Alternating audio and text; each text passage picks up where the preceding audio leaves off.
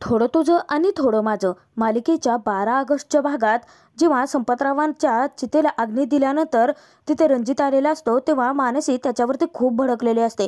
ती सांगते की माझ्या मुलीचं लग्न ठरलं म्हणून माझा बाप किती आनंदात होता. अख्ख्या गावाला ओरडून ओरडून सांगितलं होतं की माझ्या मुलीचं लग्न आहे, परंतु तुम्ही काय केलं? तुमच्या आईच्या समोर तुमच्या तोंडातून एकही शब्द फुटला नाही आणि आता इथे सिंपती दाखवण्यासाठी आला आहात का? हे सगळ्याला तुम्ही जबाबदार आहात असं सांगून मानसी रणजितला जोराची ढकलते आणि त्याला ओरडून ओरडून सांगायला लागते की जा इथून. मानसीची अवस्था खूप विकट असते. मानसी इतकी चिडलेली असते की मानसीचं या आधीचं असं रौद्र रूप कधीच कोणीच पाहिलेलं नसतं. विनीत मध्यस्थी करतो आणि रणजितला सांगतो की हे बघा, मी तुमच्यासमोर हवं तर हात जोडतो, परंतु तुम्ही इथून जा. तिला या सगळ्याचा खूप त्रास होतो आहे. अख्खा गाव फक्त आणि फक्त तिथे उभा राहून तमाशा पाहत असतो. रणजित संपतरावांच्या त्या अग्नीला नमस्कार करतो आणि तेथून जातो. तर काही वेळानंतर जेव्हा सगळेजण घरी आलेले असतात तर संपदा खूप रडत असते. मनू तिला समजावण्याचा प्रयत्न करते. संपदा स्वतःला दोष देत तिथे मानसीला सांगायला लागते की सगळं काही माझ्यामुळे घडलं आहे, या सगळ्याला मी जबाबदार आहे. मनूला काहीच कळत नसतं. तर सगळ्यात मोठा खुलासा संपदा अखेर तिच्या समोर करते. ती सांगतेस की जे काही दागिने खोटे होते त्यासाठी मी जबाबदार आहे. मनू सत्य ऐकताच मनूच्या पायाखालची जमीन हादरते. संपदा सांगते की खरं तर तुझ्या वडिलांना पैशांची खूप गरज होती. मग मला वाटलं की आता खरे दागिने गहाण ठेवावे आणि ऑर्डरचे पैसे आले की मग आपण ते दागिने सोडवून आणावेत. परंतु तू आणि तेजस साहेबांनी परत मिळालेली जी डील होती ती सगळं काही कॅन्सल झालं होतं. मग पुढे काय करायचं हेच सुचत नव्हतं. तेव्हा मानसी सत्य ऐकून डोक्याला हात लावून बसते. हे सगळं काही मी तुझ्या वडिलांपासून लपवून केलं होतं. मला वाटायला लागलं की त्यांना जर सत्य समजलं तर त्यांना मोठा धक्का बसेल. तेव्हा मनू सांगते की अगं आई, परंतु हे सगळं तू माझ्यापासून का लपवलं? तुम्ही सगळ्यांना सगळं माहिती होतं. हे सगळं तुम्ही मुद्दाम लपवलं माझ्यापासून. मला लग्न महत्त्वाचं नव्हतं आई, मला माझे बाबा हवे होते. संपदा सांगते की परंतु तुझ्या बापाला तर तू महत्त्वाची होती.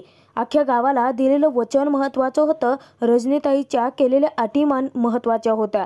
परंतु मनू, जर मी ते दागिने गहाण ठेवले नसते तर सगळं काही घडलंच नसतं असं मनूला सांगत संपदा ढसाढसा रडायला लागते.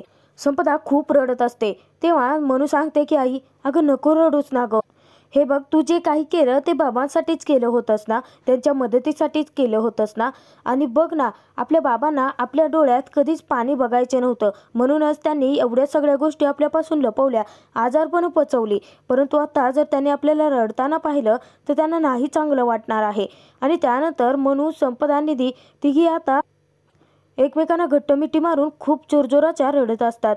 तर त्यानंतर मनू जेव्हा तिच्या रूममध्ये आलेली असते तेव्हा ती खूप रडत असते. तिला सगळ्या जुन्या आठवणी आठवत असतात की संपतरावांनी तिच्या सोबत घालवलेला प्रत्येक क्षण, आनंदाचे क्षण तिला लक्षात येतात. प्रत्येक वेळेस मनूला त्रास नको म्हणून तिच्या बापाने तिच्यासाठी केलेला त्याग ही लक्षात येतो. ज्यावेळी मनू मुंबईमध्ये कॉलेजमध्ये पहिली आलेली होती आणि मनूने तिची ट्रॉफी जेव्हा संपतरावांच्या हाती टेकली होते तेव्हा संपतरावांच्या डोळ्यात पाहिलेला तो आनंद, तो विश्वास, हे सगळं मनूला आठवत असतं. त्यानंतर एवढी मनू मोठी असून सुद्धा तिच्या बापासोबत लहान भरून केलेल्या करामती, हे सगळं तिला आठवत असतं. त्यानंतर संपतरावांनी जेव्हा मनूचा नंबर आलेला असतो तिला आता 30 लाखाची गाडी गिफ्ट केलेली असते. ते सगळे प्रसंग तिच्या नजरेसमोर उभे राहतात. त्यानंतर मनू तिचा आणि संपतरावांच्या फोटोकडे जाते. त्यानंतर मनूला हळदीच्या दिवशीचा तो प्रसंग आठवतो की संपतराव इतके खुश होते की आनंदाच्या भरामध्ये ते नाचतही होते. तर त्यानंतर लग्नाच्या दिवशीचाही प्रसंग आठवतो की मनूला आता सासरी जाताना पाहून त्याच्या डोळ्यात पाणी आलं होतं. मनू आता त्या फोटोशी बोलत म्हणायला लागते की बाबा, मला चांगलंच माहिती आहे की तुम्ही आम्हाला सोडून कुठेच गेला नाही आहेत. तर त्यानंतर दुसऱ्या दिवशी सकाळी इकडे जेलमध्ये तेजस असतो. तेव्हा तिकडे संपदा तर इकडे तेजस, दोघी एकमेकांना दोषी ठरवत असतात. तेजस म्हणायला लागतो की या सगळ्याला मी जबाबदार आहे. दागिने घाण ठेवण्याची आयडिया मी सुचवली होती, परंतु ती सुचवली नसती तर मग लग्नाचा खर्च कसा निभावला गेला असता. आणि आता जो काही मनस्ताप संपतरावांना झाला आहे तो माझ्यामुळे झाला आहे. संपतराव माझ्यामुळे हॉस्पिटलमध्ये आहेत. खरं तर ज्या संपतरावांचा तेजस विचार करतो आहे तो संपतराव केव्हाचा जग सोडून गेला आहे हे अजूनही तेजसला माहितीच नसतं. त्यानंतर तेजस हवालदाराला सांगतो की साहेब, मला एकदा फोन करायचा आहे, प्लीज फोन देता का? तेव्हा हवालदार सांगतो की नाही, आम्ही आरोपीला फोन नाही देऊ शकत. इतक्यात इन्स्पेक्टर येतो आणि विचारतो की काय चाललं आहे. तेव्हा तेजस सांगतो की हे बघा इन्स्पेक्टर साहेब, प्लीज मला फोन द्या, मला ना फोन करायचा आहे. तेव्हा इन्स्पेक्टर म्हणतो की काय आता वकिलाला फोन करणार आहेस का. तेव्हा तेजस सांगतो की नाही, अहो हॉस्पिटलमध्ये आमचा माणूस खूप सिरियस आहे, त्यांची फोन करून चौकशी करायची होती. तिथे इन्स्पेक्टर तेजसवर ते आरोप लावतो. तो सांगतो की स्वातंत्र्य सैनिकाचा नातू ना तू, मग स्वतःच्याच घरात चोरी करायला तुला लाज नाही का वाटली, आणि आता मदत करण्याचा आव आणतोयस तू. आता काय त्यांनाही लुटायचं आहे का तुला. इन्स्पेक्टर आणि तो हवालदार अजिबात तेजसला फोन देत नाहीत. तेव्हा तेजसला खूप वाईट वाटत असतं. एक तर संपतरावांची तब्येत कशी आहे हे अजूनही तेजसला कळालेलंच नसतं आणि त्याचसाठी तेजसच्या जीवाची घालमेल होत असते. तर इकडे संपतरावांच्या घरी अख्खा गाव जमलेला असतो. तिथे कमलाकर संपदाला सांगतो की शुभदा आली नाही कारण ती आजारी आहे. तेव्हा संपदा खूप रडायला लागते. तर कमलाकर तिला समजावतो. तो सांगतो की अगं संपदा, तूच जर अशी तुटून गेलीस तर तुझ्या मुलींकडे कोण लक्ष देणार आहे, त्यांना कोण सावरणार आहे. इतक्यातच अण्णासाहेब आलेले असतात. अण्णासाहेब आल्यानंतर संपतरावांच्या फोटोला नमस्कार करतात आणि रडतच म्हणायला लागतो की वहिनी, संपतराव खरंच खूप दिलदार माणूस होता. खरं तर आमच्यासाठी संपतच. आणि तो जुन्या आठवणी सांगायला लागतो की आम्ही शाळेत जात असताना माझे दप्तर तो घ्यायचा. एका वेळी 10 विटा डोक्यावरती घेऊन व्हायचा तो. तेव्हा सरपंच म्हणतात की बरोबर बोलतात अण्णासाहेब, संपतराव म्हणजे एक चांगला मेहनती माणूस होता. अण्णासाहेब सगळं आता घडलेलं उकरून काढायला लागतो आणि तेव्हा मनूला त्याचा खूप राग यायला लागलेला असतो. तर ते त्या अण्णासाहेब सांगतात की अख्ख्या गावासमोर संपतरावांनी पोरीच्या लग्नाची शपथ घेतली होती की खानदानी घरातच लग्न जुळवणार म्हणून, आणि त्याने ते करूनही दाखवलं होतं. परंतु ऐनवेळी लग्न मोडलं आणि त्याचा धक्का त्याला बसला आणि संपत गेला. अण्णासाहेबाचा एक एक शब्द इकडे मनूच्या डोक्यात जायला लागतो. ती खूप चिडलेली असते. अण्णासाहेब पुढे म्हणायला लागतो की म्हणून तर माझं सगळ्या गावाला एकच सांगणं आहे की परिस्थिती बघून उड्या मारायला शिका. आत्ता तर मात्र मनूच्या तळपायाच्या मस्तकात गेलेली असते आणि मनू पटकन उठते आणि म्हणते की बस बस करा, माणूस गेला आहे आणि त्याच्या बाबतीत आत्ता तरी नीट बोला. माझे बाबा खूप साधे सरळ नाकासमोर चालणारे व्यक्तिमत्व होते. माझ्या बाबांनी जे काही केलं ते आमच्यासाठी, आमच्या सुखासाठी केलं होतं.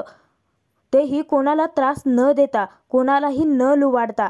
मीच अण्णासाहेब तिथे आता खरं तर संपतच्या वरती सिंपती दाखवायला न येता खरं तर तिथे मनूला खुलासा करण्यासाठी आलेला असतो की संपतरावाने वीटभट्टी त्याला विकली आहे. परंतु संपतरावाने विकली नसून ती घाण ठेवली आहे हे फक्त तेजसलाच माहिती असतं. तर तिथे खूप मोठा खुलासा करत अण्णासाहेब सांगतात की म्हणून तर संपतने आमच्याकडे मदत मागितली, त्याने माझ्याकडे वीटभट्टी विकली आणि तुझ्या लग्नाचा खर्च घेतला. तेव्हा तर मनूला आता मोठा धक्काच बसतो. तर संपदा निधी धक्क्यानेच उडतात.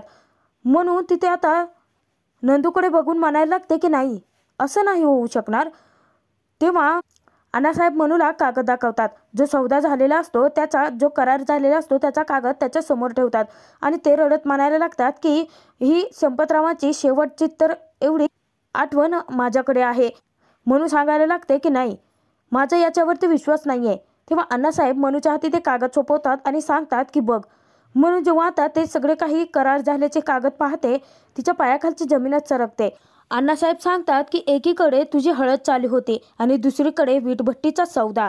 तेव्हा संपदाला लक्षात यायला लागतं की संपदाने तिथे विचारलं असता क्षणी संपतरावांनी सांगितलं होतं की मनूसाठी तिचा बाप काहीही करायला बसला आहे.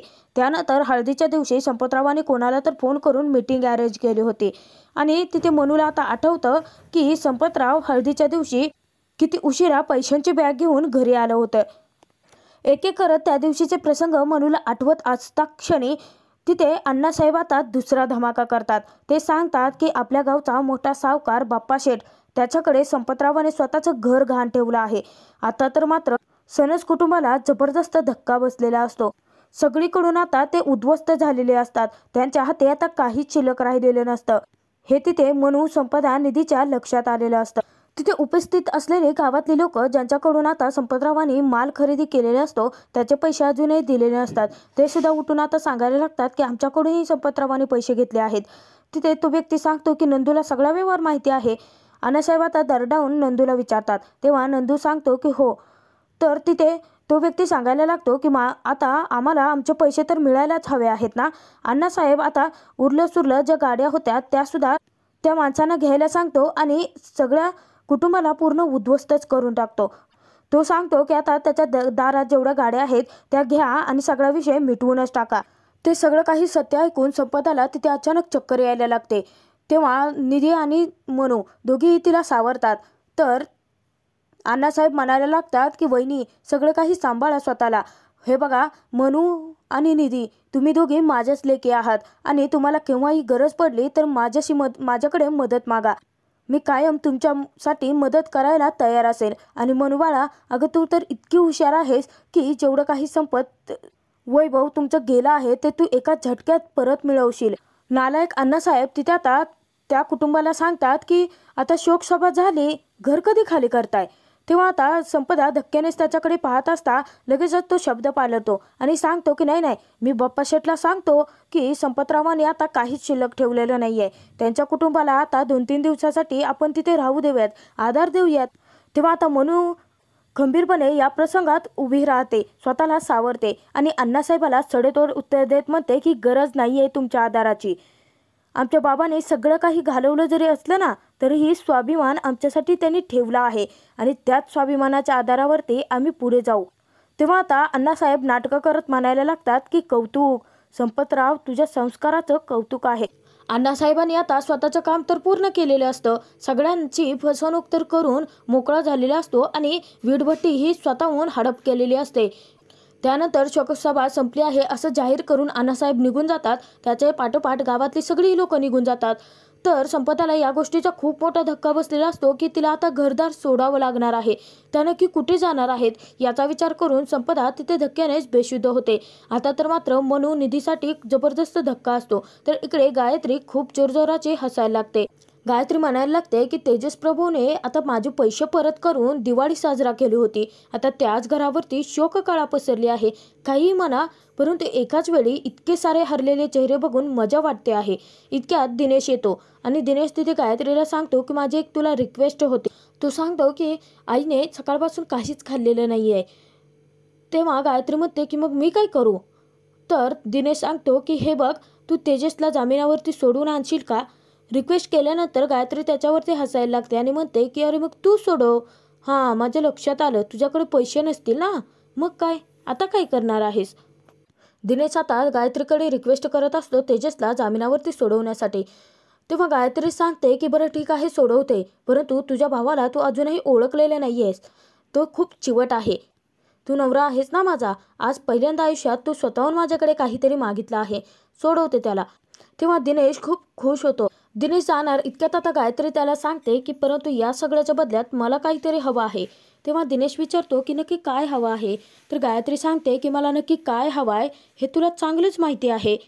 तेव्हा दिनेशच्या लक्षात येतं की प्रभू कुटुंबाचं घरच तिला हडपायचं आहे. हा भाग इथे संपतो. पुढील भागात आपण पाहणार आहोत की गायत्री घराचा पेपर घेऊन तेजसकडे गेलेली असते. तेव्हा ती सांगते की या पेपरवरती सह्या कर, लगेच तुला बाहेर काढते. तेव्हा तेजसही तितकाच हट्टी असतो. तेजस सांगतो की घराण्याचा इतिहास वाचला आहे ना आमच्या दिनकर प्रभूंनी बंड पुकारला म्हणून त्यांना तुरुंगात पाठवलं होतं. त्यांचाच नातू आहे, त्यांचंच रक्त माझ्यातही चळचळतंय. मग तुम्ही अख्खी ठेप जरी दिलीच ना मला तरी तुम्हाला सही काही नाही मिळणार. तर त्यानंतर आता सगळं कुटुंब उद्ध्वस्त झाल्यानंतर, सगळं काही हातातून गेल्यानंतर मनू, निधी, संपदा तिघीही कमलाकरच्या घरी राहायला गेलेली असतात. तर शुभदा आता कमलाकर, विनीत या दोघांनाही घरात घेते आणि त्यांच्या तोंडावरती दरवाजा लावून टाकते. तेव्हा मनूला खूप मोठा धक्का बसतो आणि तिथे संपदालाही खूप वाईट वाटतं.